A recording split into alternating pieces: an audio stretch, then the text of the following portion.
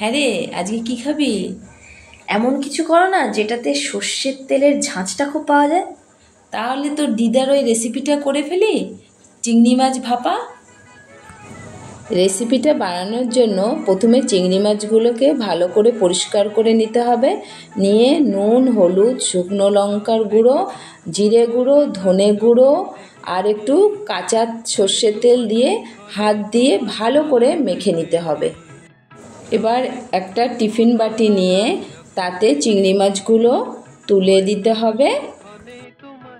সামান্য জল নিয়ে প্লেটটা ধুয়ে বাটির ভেতরে ঢেলে দেব।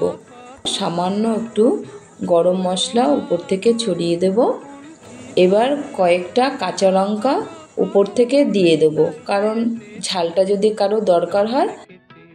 এবার আমরা কিছুটা সর্ষের তেল উপর থেকে ছড়িয়ে দেব, দিয়ে বাটিটা বন্ধ করে দেব।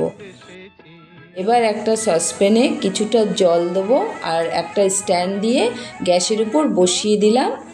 দিয়ে বাটিটা তার মধ্যে বসিয়ে দেব, দিয়ে ঢাকনাটা ঢেকে দেব এবং গ্যাসটা সিমে রেখে দেব।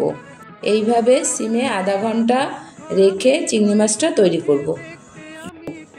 হয়ে এসছে আমাদের চিংড়ি মাছ ভাপা। একটু ঠান্ডা হলে আমরা বাটিটা খুলে দেখাবো কেমন হলো ভেতরের জিনিসটা।